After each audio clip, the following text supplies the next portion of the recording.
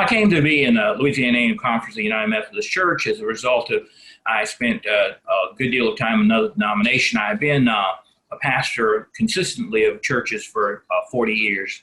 And at a particular point of controversy and turmoil in my previous denomination, I had friends who had turned to the United Methodist Church at times of needs and difficulties. The United Methodist offered me an openness and freedom that I did not feel that I had elsewhere. I felt a great calling to be a part of a denomination that tried to serve all people.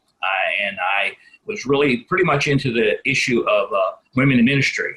And that was certainly offered the United Methodist. And so I felt it was a place I could concentrate on pastoral ministry and preaching and have even some freedom in the pulpit that I didn't feel like I had elsewhere. All of my life, I felt a calling to ministry. So I'm a lifer. I've never done anything else. And now that I come upon retirement, it is both exciting and scary that it may be different. But it had a good time. I've been a pastor of St. Luke's United Methodist Church for 15 years. I came here in the wake of Hurricane Katrina. I was one of the first group of pastors to go in recovery. And the thing that stands out most of all is the first anniversary of Hurricane Katrina. The thing I will never forget is a representative of both the United Methodist and St. Luke's. I went to the 17th Street Canal Bridge in Lakeview. We were about maybe, 100 yards from a major breach in the canal that flooded the city, one of the ones that did. And we had some 32 people who died in their homes in Lakeview. And there was a ceremony where we commemorated them and threw wreaths and roses into the water of the 17th Street Canal. And I was one of the participants in that. And it'll always stay with me forever. That overall participation in the Katrina memorial events and, of course, in the entire recovery process has been a very key thing that has happened in ministry. So you asked for one story, and that's the one story that sticks out more than anything. The whole Katrina recovery and the whole idea that I was here for that, and it's very gratifying. It's very easy to say who is the key figure in my work in the United Methodist Church. I need to thank William Peoples, who at that point was district superintendent in the Shreveport district. William was a tremendous mentor to me, a tremendous friend, gave me encouragement and told me to hold on and just wait. He was always there. He served as a pastor's pastor in the old-fashioned style of district superintendents, and he did just a wonderful job of supporting me and my family, both as I came into ministry and then after I was in Mansfield to be able to support me and teach me and mentor me along as to what it meant to be a United Methodist pastor. And then the second is a group of people, and that is the First United Methodist Church of Mansfield.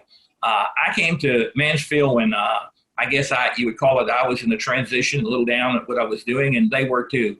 And the synergy that we brought together there that grew the church and made it just a wonderful time. I can never thank the people of Mansfield, of First United Methodist Church, for making me feel so welcome, so at home, and responding so well, and us working together and redeveloping the ministry there.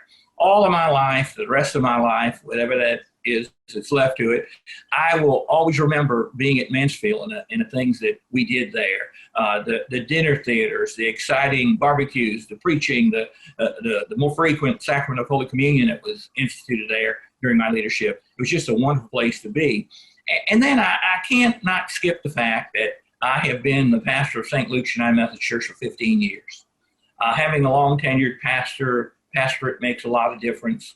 I came back. I grew up in New Orleans, and I'm very privileged to have come back and stayed. I've enjoyed very much. And so I thank those two groups of people at St. Luke's and at Mansfield. But no offense to St. Luke's, but especially Mansfield for that transitional time and what we did together. I've got the rare privilege, I think, of being one who's been in ministry, and my retirement home where I'm living is around the corner from where I grew up. I grew up from when I was 3 years old till I went off to college at that home, and I'm right in the neighborhood, and I couldn't be happier with that. And then just kind of a final thing, I hope that to see all of you more. I'll be around an annual conference, some, and those of you who know me, that may have been true in my active days, but I'll be there. And as well as I hope to serve churches when needed and when I can help out. I'm totally want to be in ministry in that way. And I want to thank the Louisiana Annual Conference. I want to thank all my district superintendents for their support and for their putting up with me and helping me along. And I just am forever grateful for the United Methodist Church and how they came into my life at a time that I needed them the most. And I'll always be in support of you, and I'm in full connection, as they say, so I'll be around, and I hope to see many of you again. Thank you so much, and God bless you, and I love you all.